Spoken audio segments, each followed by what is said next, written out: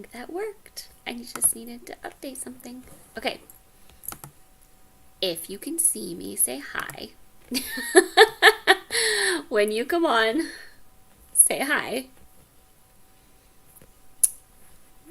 Trying to make sure it pops up on here. I can see it there. Okay. So, welcome. I'm actually going to update the information.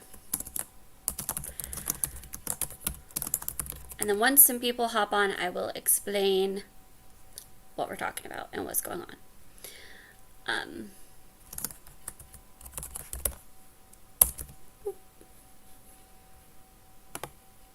Okay. So, here's the deal.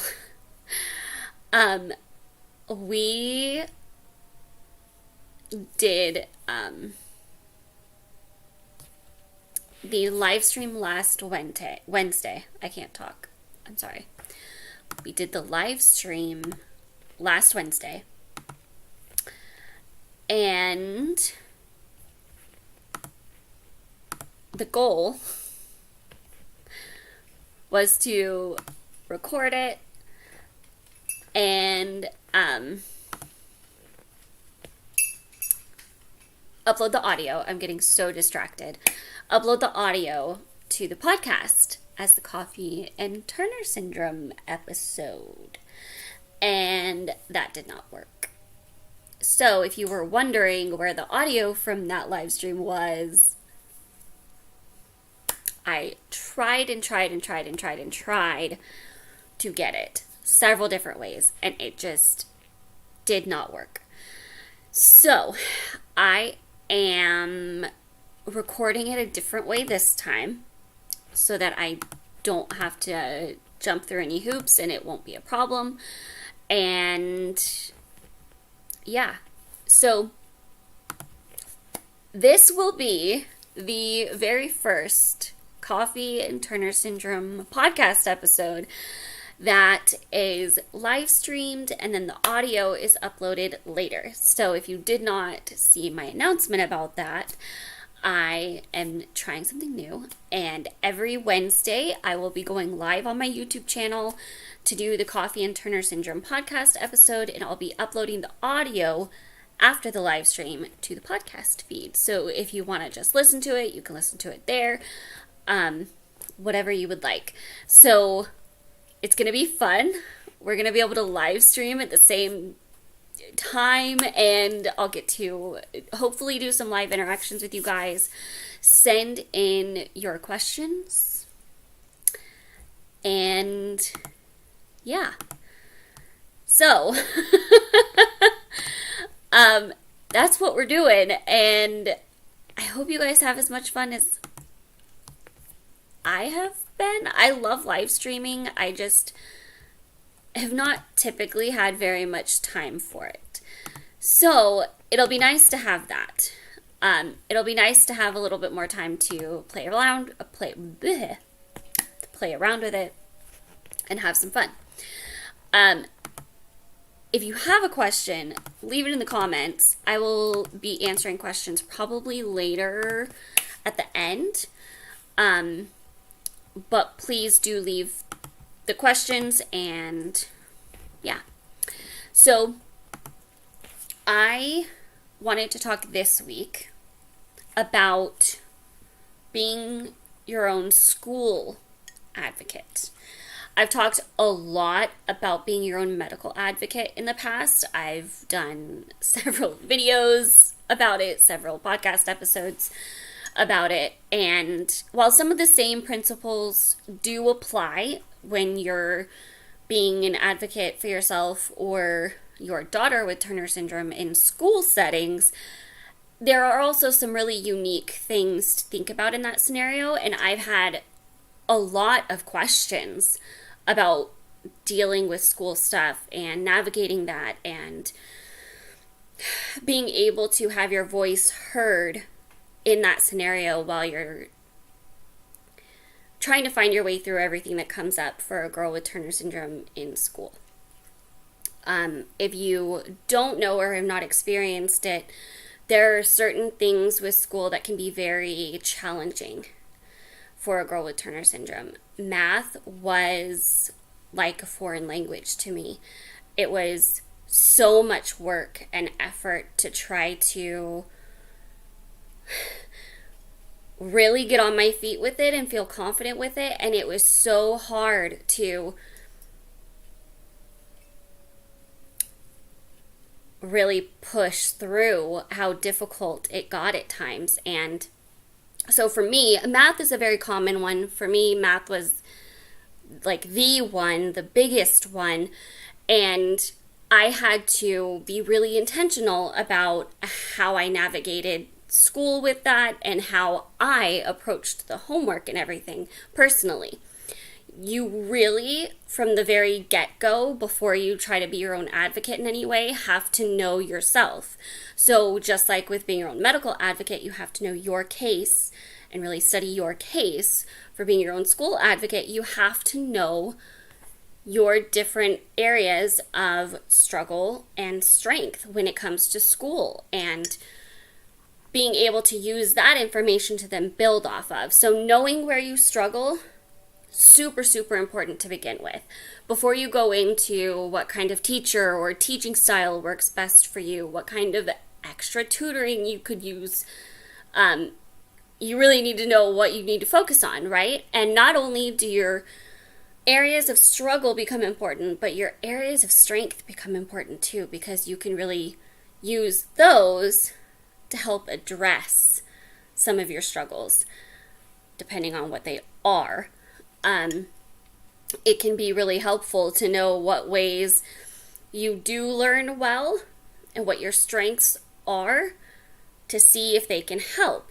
Now, for me, my struggle being math, the biggest thing I needed to do was just be consistent with practicing it. Being consistent, exercising that muscle of using my brain in that way.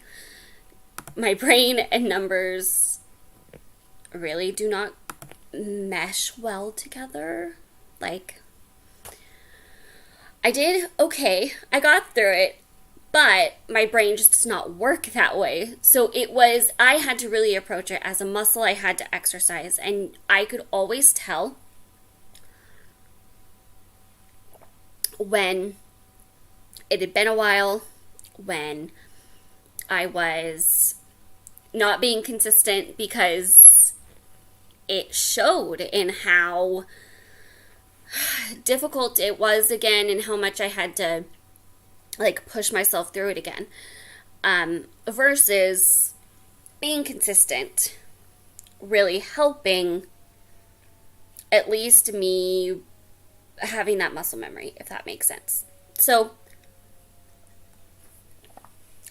those are my first couple of thoughts before we even get into being your own advocate. But I think the next biggest thing to think about when you're approaching school, I know we are about probably between a month and 2 months into the school year for most places, and you're starting to try to get into your routine and groove with everything. I know it looks super different this year than before, and I'll try to address that different environment also, because I do think that is something that those that need that extra help and support are going to have to be really intentional about this year with how different school looks. It's just a totally different environment to try to learn in, and so that's something to think about too. But once you know your strengths, know your struggles, you kind of have a feel for what works for you in some fashion, or at least some foundation of what you think might work to go from. Being your own advocate really looks like giving that a voice and really listening to and paying attention to how you're feeling and how you're doing with those things. So if you are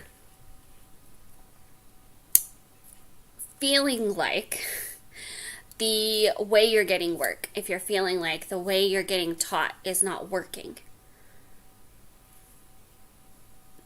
bringing that forth and giving that a voice becomes the very first top priority and first step to advocating for yourself in that. Just like with anything medical, calling out, this does not feel right for me, this isn't working for me, and I want to try something new, or I want to change things, or whatever the case may be.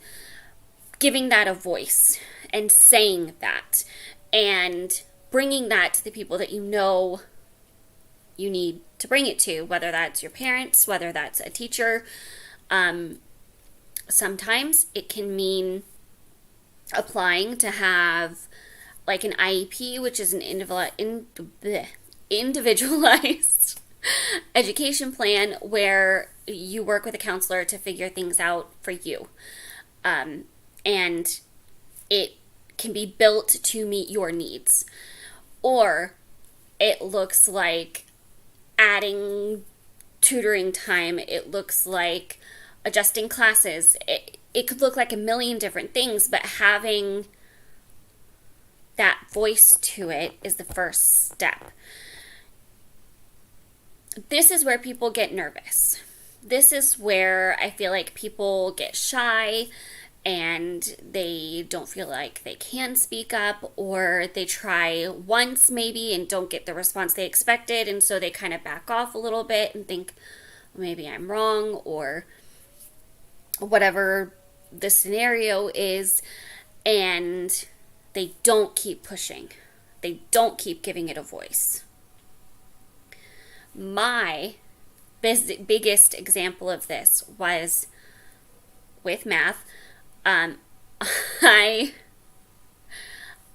had to really push and really hone in on, okay, what are the mandatory math classes that I need to take? What's the real areas of focus I need to have? And also, what's realistic for what I'm going to need? Right? Pretty quickly within high school, I feel like you hit the typical general education math, where if you go above that, that's great, but it starts to become more specialized and advanced rather than like the base foundational knowledge or general education. And so knowing what outside of that general education would benefit you or you really needed to worry about, for me, was important because math was not connected to anything I wanted to do. It was never a part of what I knew I would be interested in doing and working with. So I knew I didn't need any specialized advanced classes. I already knew that was what was right for me. And so I had to, in planning classes, be really intentional about that. I also had to pay attention to the classes where the teaching style, for me, just did not work. It was not that the teacher wasn't a good teacher. It was nothing like that. It just, the teaching style did not mesh with me. And that's important to acknowledge and admit to. And it's okay to say that. It's not an insult. It's not anything bad against the teacher. It just does not work for me.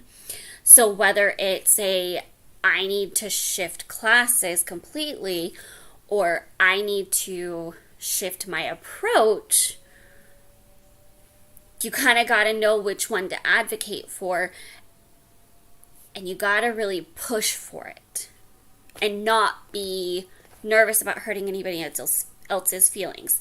At the end of the day, the teacher's goal is, or should be, your education and what's best for you. So they should want to do all they can to help you. and you giving them this information, saying, I feel this way about this, or I don't think this is working for me, I want to try something else, or I need more of this or that. That's all just giving them tools to better mold their way of educating to what you need, to have your education better molded for you, so that it is what you will thrive under and it is what will do best for you. And that's the priority. So it could take a couple of times of mentioning things. It could take a lot of time.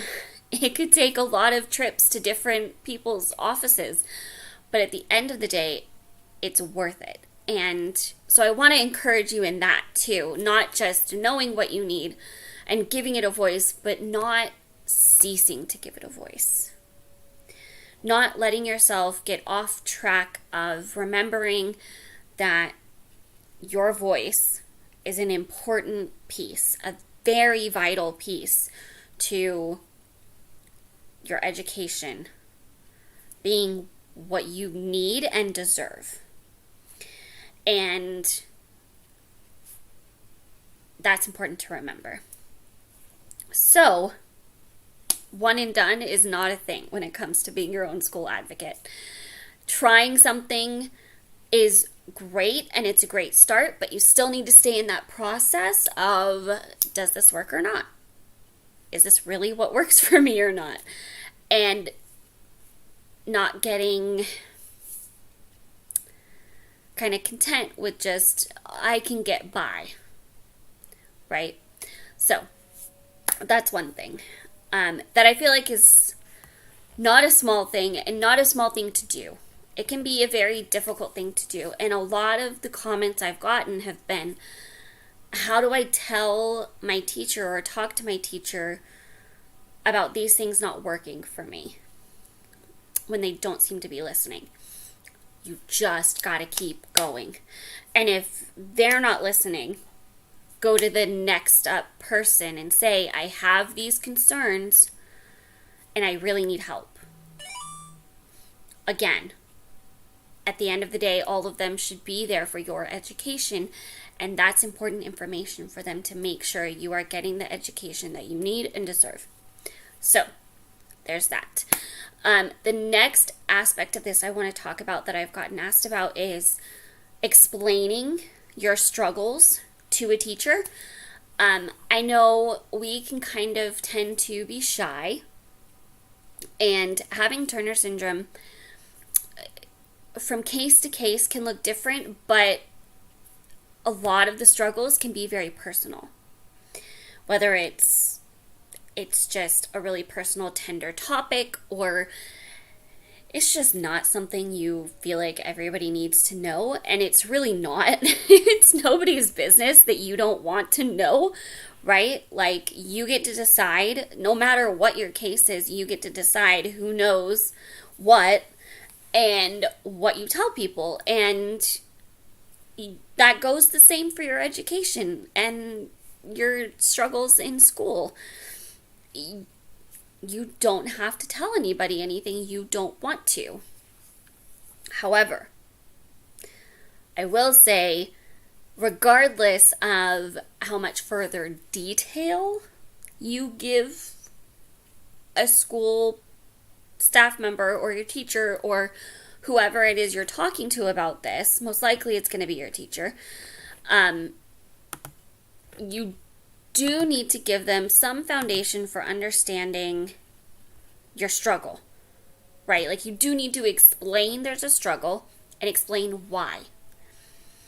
And everybody's case is going to look different, so there's not exact verbiage I could give you that would apply to everybody, but something along the lines of, because of a genetic condition or a genetic predisposition, or however you want to explain it, because of this genetic thing that I have, I struggle with this.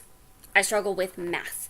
To use me as an example, I struggle with math, and so I need extra help in this area. I need to focus on this area. that's an important first part of the conversation, to give them that information. And then you can move forward with, and I think this could be what helps me. I think this might be better, whatever the case may be. But you do need to tell them something along those lines.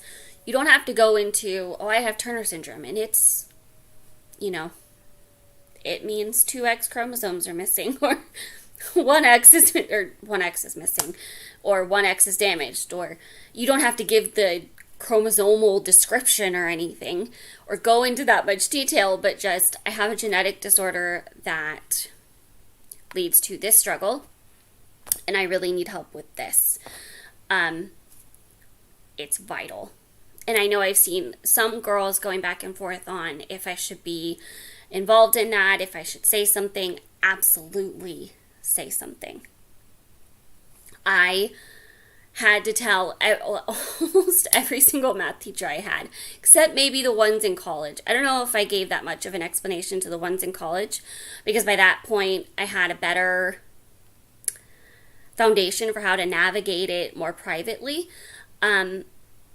But absolutely, in elementary and high school, I was telling my teachers, I really, really struggle with math. I need a lot of extra help with math. So they knew that they had to work with me more on math. They knew I was going to need extra help. It wasn't something that they were in the dark in. And that can be just as simple of a conversation as I mentioned, like just a quick, hey, because of this, I struggle with this. So just a heads up, just an FYI, I'm going to need a lot of help in this area. And that could be all they need. And then there's follow-up conversations to see how things are going, how things are working. It'll be different each case, but that's a start. That's how you can start that conversation and let them know. And be involved in the process so they can check in with you, who is actually experiencing everything, to see how things are going. And then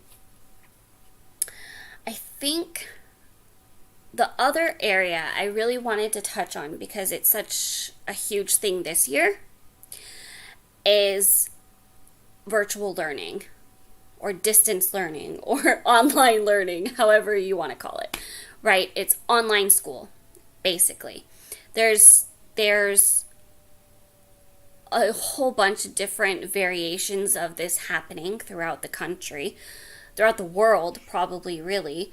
But I kind of just mostly know about what it's looked like in the States, because I live in the States. So I'm basing my tips off of that, just so you have that context for what I'm saying if you're not in the States. But in that setting of virtual learning, especially when you have things you struggle with, and I had this in my master's degree program, there were some things that involved math, because in psychology you do study statistics a few times throughout the different programs, the different levels of a program. You do study statistics at different points, and statistics is an interesting math. It's not the hardest for me, but it's also not the easiest. So it still was a balance. It still was a struggle. I had to discipline myself with it. But I ran into taking a statistics class online, and it was the first time I had ever taken a math class online before. And I was really nervous. I was extremely nervous how it was going to go, because oh my goodness, it's hard. Like, I am not exaggerating when I say math was a foreign language for me. It was so opposite of how my brain works, and that was, very difficult. So, there was that kind of really threw me into figuring out how to deal with learning and school struggles online. It was not the whole class that talked about statistics, but it was a little piece of it, but I still had to deal with working through those issues, navigating it in that way, and it looks and feels very different. So online, you do still have access to the teacher, right? Like, you do still have access to talking to them about things. You can send them an email saying, hey, I'm not sure about this question or this problem or this assignment, and get their feedback, kind of have them work with you that way. But technology is so good. You have lots of different avenues for being able to get that tutoring and to get that help. In this time period of so much online learning, if you struggle with, for example, we can use math, but any specific struggle, being intentional about knowing what ways you learn best can be your biggest tool. Do you learn visually? Do you learn audibly? Do you learn by doing it yourself best? And use that to your advantage to work through those things. So if I was taking a math class online right now, I would be doing extra problems. I would be watching videos because I am a visual learner mixed with doing it myself. And using that to bolster what I wasn't getting that I typically would be in the classroom. Using Zoom calls, using email, and being able to send attachments of okay, here's my assignment ahead of time. What do you think? What's your feedback for this for right now? And really having it be this open-ended discussion where you're just kind of in consistent conversation with your teacher about what you're struggling with. This is, again, would be a time period that would be good to update them on how things are going and letting them know what you could use, what help you need. Would a Zoom call work? Would extra problems to practice work? Would these types of resources work? Or those types of resources? There are apps, there are videos on YouTube, there are websites dedicated to these types of things that you have access to all from home. So it can be a part of that school time that bolsters these things, and you can really focus it. There is a million different resources right now. If you are able to, this could actually be a time period where you kind of open the box of what traditional learning in school looks like and how that impacts your struggles. You could find a way that actually works better for you than the traditional school form. So I would just encourage you to look for those resources and have that be an open conversation. Use the technology that exists today to your advantage, because there's a lot of it and it's incredible. I will try to link some resources. I personally would do a Google search for what you struggle with and almost do a tutoring or flashcards or practice. You will come up with a lot of different things. I will make a list of the different ways I would look for it. Probably is the best resources I could give you. So I would look for that in the description, the notes. If you're looking for ideas for how to find resources, and I will leave that in there so you can see it. It's just such a time period with so much helpful technology. It is incredible to be able to take advantage of it. So that would be what I would do to approach the at-home online learning. Online learning feels very different, as I'm sure everybody is experiencing. It feels very different, and each situation for it is going to look different too. For my master's program, it was not like the elementary, middle school, probably even high school looks right now, because from everything I've seen, most schools and most teachers are structuring things pretty well.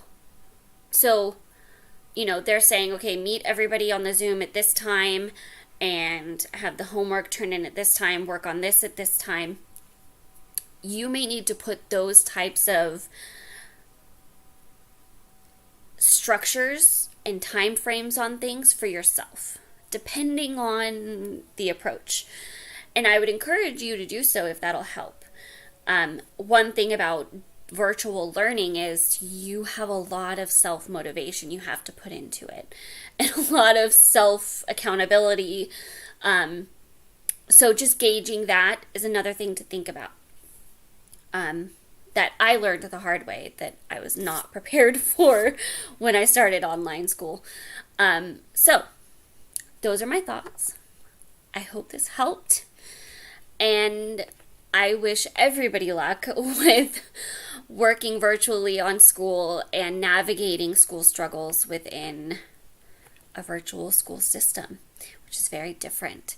So if you have any questions, thoughts, resources you want to share, please leave them in the comments. And I hope you guys have a great rest of your day. And I'll talk to you guys next time. Okay?